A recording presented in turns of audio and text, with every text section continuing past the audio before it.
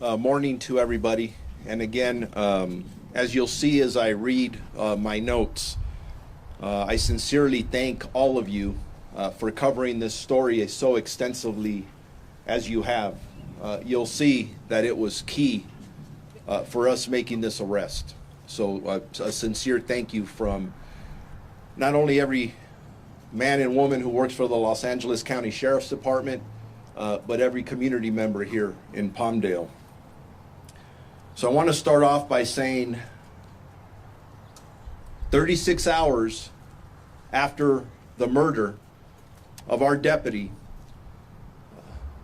the men and women of our department arrested him early this morning.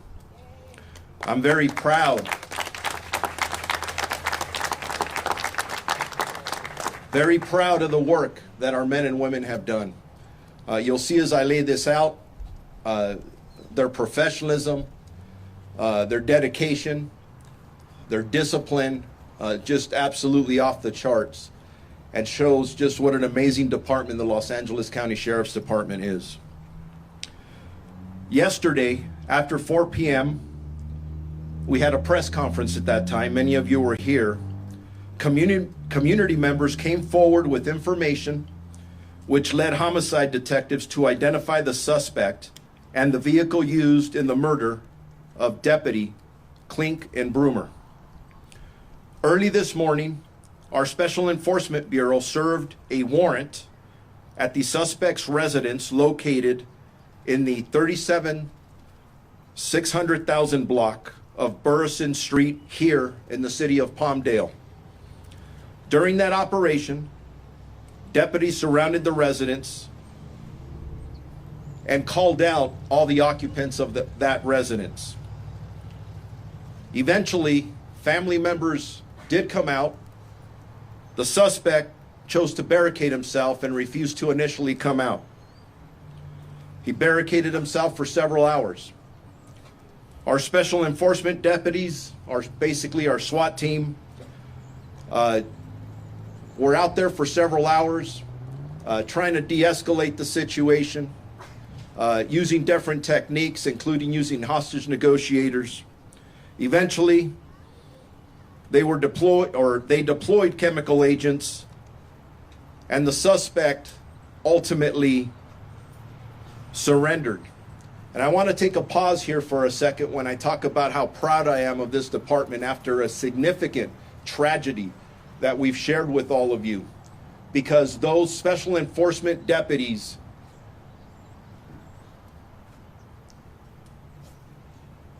took the time to try to de-escalate this and take this individual peacefully into custody when they knew that our deputy was not afforded the same opportunity. He never gave our deputy a chance, but yet our men and women gave this individual a chance to take him into custody peacefully. That's the difference between professionals and individuals out there who are targeting not only community members, but more importantly, law enforcement out on the street. Investigators recovered numerous firearms and the vehicle of interest that was depicted in the flyer that we put out yesterday, our press conference. I want to stress that our investigators are still actively working this case. There's more information that we probably don't know at this time. Every piece of evidence, everything we have will be analyzed. And I do want to stress to our community that although we are extremely confident that we have the right person in custody, I am still asking people to come forward and give us any piece of information that they believe that they have. Why? Because the arrest is only one part of this. We have to get this individual prosecuted now to the full extent of the law. And we need the public's continued help and support in doing that. The suspect was arrested and transported here to the Palmdale Sheriff's Station pending further investigation. The suspect has been identified as 29-year-old Kevin Salazar of Palmdale. I would also like to emphasize that Ryan's partners, the deputies that serve this community here out of the Palmdale Sheriff Station, were involved in this investigation, leading to the arrest of this suspect. And we believe at this time there are no other suspects involved in this incident. Homicide investigators will be presenting this case to the Los Angeles County District Attorney's Office for their filing consideration. I have personally spoken to the district attorney this morning, and he assures me that they will aggressively pursue this case based on the factors that you know of today. I want to take a second to thank our community members here in Palmdale. You have been with us from the very beginning. And honestly, based on our pleas yesterday, we wouldn't be here today announcing the arrest if it wasn't for courageous community members who came forward and were so offended by what happened, they had to do something about it. I thank them. I thank them.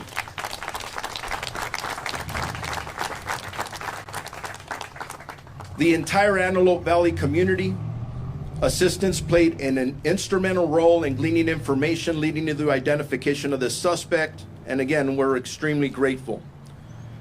But here's the thing. The arrest, the work that still needs to be done for the prosecution is only part of this. I ask all of you, specifically out here in the Antelope Valley, to continue to support our deputies here at the Palmdale Station, Lancaster Station right next door, and really all of law enforcement. I think this taught a lot of people a lot of valuable lessons. For our deputy left this station in uniform to serve, and he was shot and killed. Why? We don't know yet, but we intend to find out. But at the end of the day, he was in a marked black and white right here in front of the station, and he was murdered, ambushed by a coward. Our officers, our deputies go out and serve this community every day, putting their lives on the line. So we have a lot to be thankful for, that we have men and women who volunteered to do this, and families who kiss them goodbye and just pray that they come back home. And in this case,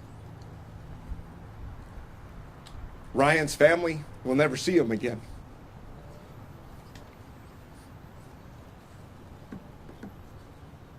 Excuse me. I want to thank our homicide investigators who worked tirelessly to coordinate many detective division team members throughout the duration of this investigation. We told you all, we left nothing on the shelf.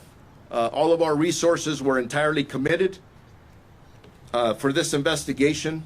And as I stated earlier, 36 hours later, with the help of our community, in collaboration with our community, we have the person that we believe is responsible for the tragic murder of Ryan.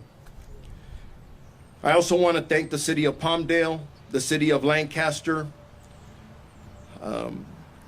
Supervisor Catherine Barger, who has been with us from the very beginning, and as you know, offered a significant amount of the reward, along with our officials from Palmdale.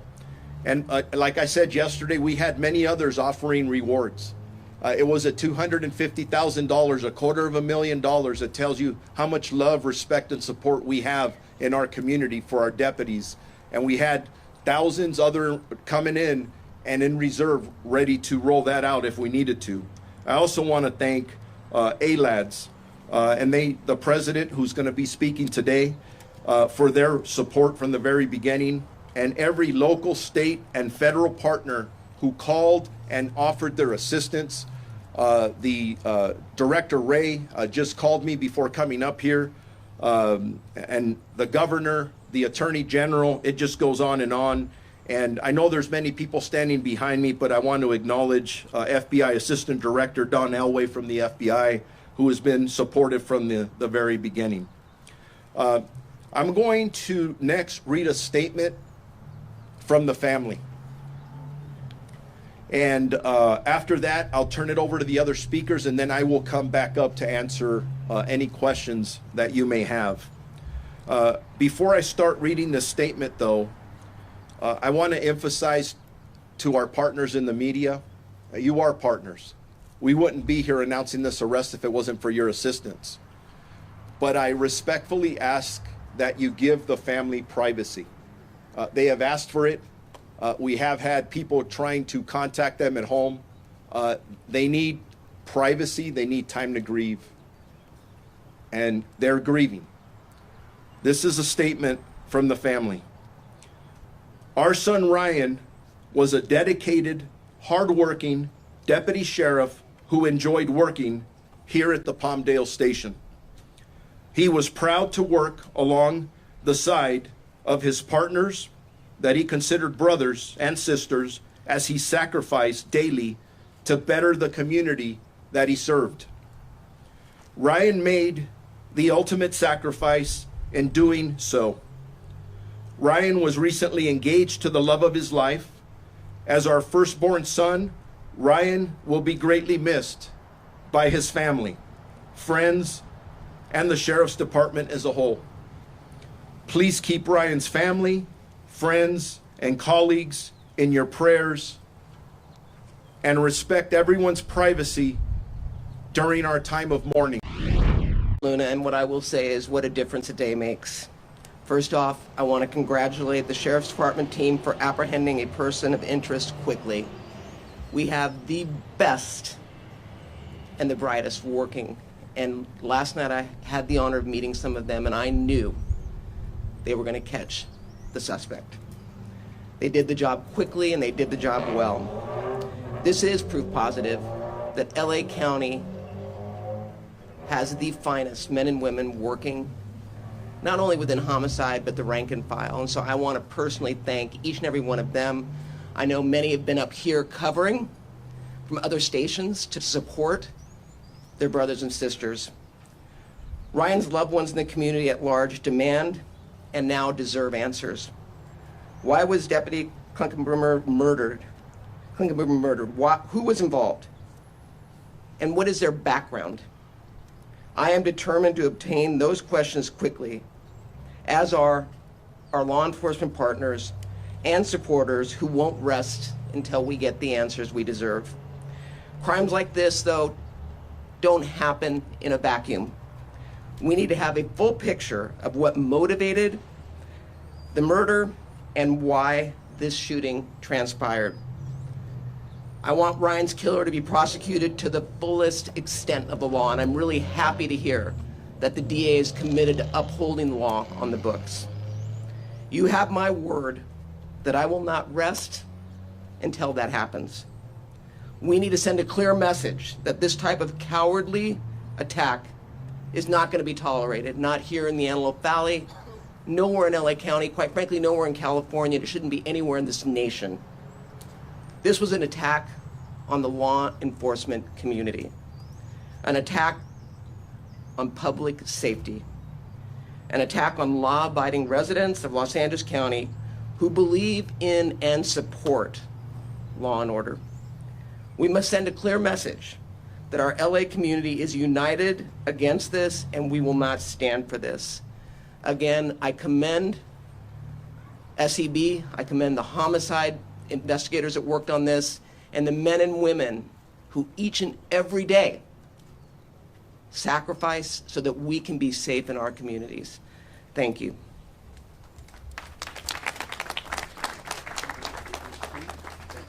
I'd like to now introduce the mayor of Palmdale. Good morning. God bless the men and women of the LASD who brought this situation to such a quick conclusion. There's still a lot more to be done. These things take time because they have to be done, and they have to be done right. Thank you to the media for covering this and giving us all the national attention. I've seen it on the national news. And thank you to the community, everyone that was here last night.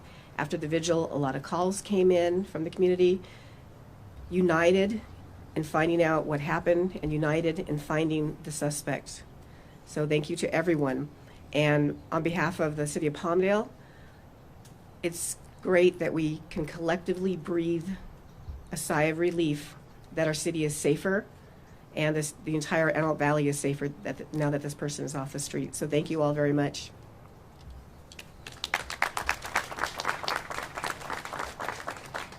I'd like now to introduce our last speaker, which is ALAD's president, Rich Pippin. Thank you, Sheriff Luna. I'd just like to take an opportunity to tell all of you that every day I'm proud to be Los Angeles County Deputy Sheriff. I'm especially proud today. I'm proud of my partners, the men and women in this department, for their professionalism, the skill they showed. What they did here was amazing. To gather this information, identify and locate a suspect this quickly, but perhaps most impressively, to take him into custody without any further harm to anyone, without any further loss of life. It speaks volumes to the kind of people we have here protecting our communities, working for the Sheriff's Department. You will not find a department with a higher level of professionalism than the Los Angeles County Sheriff's Department. In spite of the fact that we don't have some of the resources and funding that some departments do, our men and women are our greatest asset, and they showed that, I think, out here over the last couple of days. I think all of you, in spite of what the critics might say, should feel very comfortable knowing that you have these kind of people protecting your communities. We now wait for George Gascon, the district attorney. We expect that he'll do what he assured Sheriff Looney he would do and make sure that this does not happen to another family. As for the Clinkunbroomer family, as you heard, they're still mourning. We're grieving with them. Please, thank you for all the support, the kind thoughts, condolences. Please keep them in your thoughts and prayers and continue to support them at this difficult time. Thank you.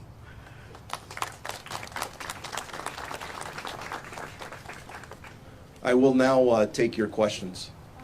Sheriff Wilcar with ABC News. Do you believe that this is a random attack?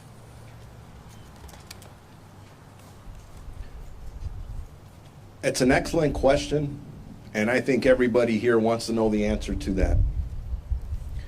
The investigation continues. I have no doubt that our homicide investigators will get to the bottom of why something that makes absolutely no sense occurred. As I stated earlier, our deputy was in uniform, in a marked black and white police vehicle right in front of the station. Why he did this, I have no idea. Was he targeted? I'm assuming he was. But our intent is to find out. Thank you. Over here, please. I'm so sorry for your loss. You shared that touching statement from his family and that Deputy Clinkunbroomer was a third generation to serve this community. Can you share more about the dedication that not only he has but his family? His family's amazing.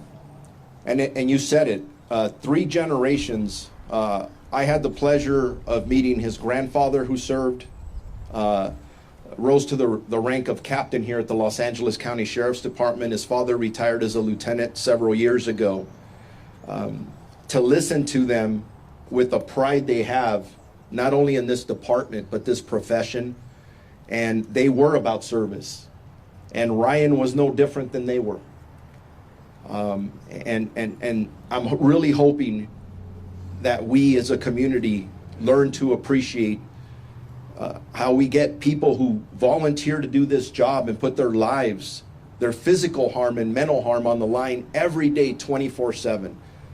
Even though we have people grieving, I've repeated this, they're still out there handling 911 calls. You have police officers and deputies doing this across the country. We share this information with them. And it gets just a little harder for a family member to say, please be safe tonight, and I hope you come home. Sheriff, did the suspect confess? Our investigators continue their investigation. The interview process is all part of it. A lot of the detailed information that I know, they're all good questions.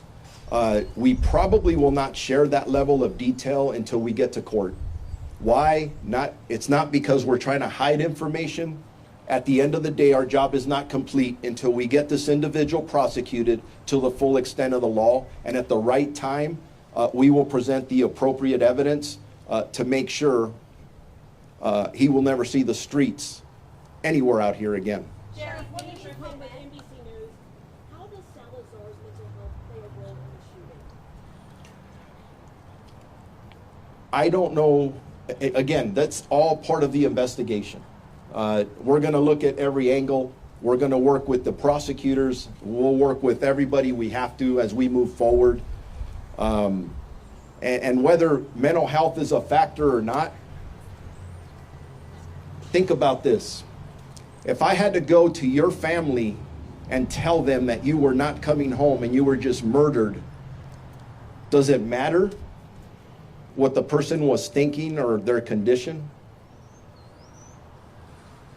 Sheriff, can you tell us about any past encounters with LASD? Did he have any past encounters with LASD? Is he known to the department? Those are things that we're still looking at. We'll have answers for that later. Sheriff, is it you extremely confident in your character?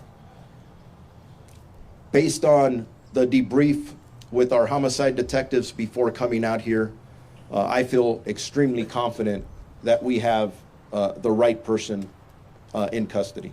I'm going to leave it at that. Let's go over here. Was anybody else in the car with him? And you said family members were coming out of the apartment. Were they involved at all? Have they been arrested for helping him? We've had one arrest. That's a suspect I named. This is still a very fluid investigation. There could be other arrests, but for right now, we believe we have the murderer of our deputy in custody. Was he the only one in the car? Do you know if the suspect, I'm Nathan Solis of Los Angeles Times, do you know if the suspect was spotted by a citizen and that led to his arrest? I will say this, that I am very grateful to our community members who were paying attention to the information that we were putting out, that all of you were helping us put out. And based on the information that we were collectively putting out, including the flyer of the vehicle of interest, that was key at this point, leading our detectives to this suspect. Sheriff, Don, you back at CBS News. You say you have a suspect. You're pretty sure that this is the right person, but is there still a fear that other deputies could be targeted? Regarding this individual that's in custody, not by him, but as I stated earlier, every person who dons this uniform on in this department and across the country, unfortunately, that is a reality. And the statistics prove it, because we have had several deputies or police officers shot throughout the United States. I get daily notifications of tragic incidents of people who volunteer to serve their community who are attacked. Is it something that is always on our mind? Absolutely. We train for it. We try to prepare for it, but honestly, we're human and nothing prepares us specifically for what just happened the last several days. Sheriff, what kind of guns did you find in the house? We did find several firearms, and again, with all due respect, as this goes on, I don't know if I'll clarify it before we get into court, but we did recover firearms. Do you believe the suspect was going to target any other members of law enforcement? That's still under investigation. Sheriff, had the suspect been involved in a road rage incident previously? That is part of our investigation. Whether it was part of it or not, again, I cannot tell you how honored I am that our community members came forward and we started piecing this puzzle together, but it's not over. I'm still asking people to come forward that may have been involved with this vehicle or this suspect that we arrested. Sheriff Addie, First News. Does the suspect's family, did they know that he was involved in this shooting, and are they cooperating with police? We're still trying to determine the involvement of either family members or others, the homicide detectives. Again, this is very early on. We only arrested this individual several hours ago. We still will continue looking at every angle. Are they cooperating? I'm not going to answer that at this point. Thank you. I do not want to get into specifics on weapons or ballistics at this point. Again, we will take that to court, and at the time we'll present the appropriate evidence. Last question. Does he have a criminal background, Salazar? To our knowledge, no. Sheriff, awarding the $250,000 to any one tipster? We're yet to determine that as to how that will work out. I'm just so grateful that many of our elected officials step forward to offer a $250,000 reward. To me, that speaks volumes about their support and us working together. Did that play into this? I don't know yet. At the end of the day, I'm just happy to report that we took an extremely dangerous person off the street. He will no longer threaten our community and no longer threaten any of our deputies. I'll take. Interaction with the deputy previously, the deputy and the suspect? Again, those are all excellent questions. We're looking at all that. Can you tell us what's next about the funeral? Will it be public? Will it be private? Those are all details that are still being worked out. As you can imagine, dealing with our family as we're wrapping our arms around them, trying to deal with the grief, but then trying to do whatever we can to honor our deputy to the fullest extent that we can. All the details are still being worked out, and as soon as we get them, we'll be able to provide them. Thank you, everyone. Thank you. The suspect was at the vigil last I'm going to go here in the center, over here. Finally come out. You were there for about 4 hours, right? I'm sorry, can you repeat that? What made him finally come out? I mean, you were there for 4 hours. I'm trying to understand your question. What made No. what made him finally come out? No, I You were heard. there for hours. Yes, ma'am. I heard your question. I'm just trying to process it. Okay. I'm processing it because if hypothetically, if we would have gotten there, and in 15 minutes we would have had a deadly confrontation with them, we'd be having a completely different conversation right now. So I'm pausing and I'm going back to the fact that we, as a department, our Special Enforcement Bureau deputies, were so professional in giving the suspect adequate time to surrender peacefully. In many of these occasions, we're trying to de-escalate. The majority of our Special Enforcement Bureau callouts end peacefully. A lot of that determines of the actions of the suspect. But I'm going to repeat this.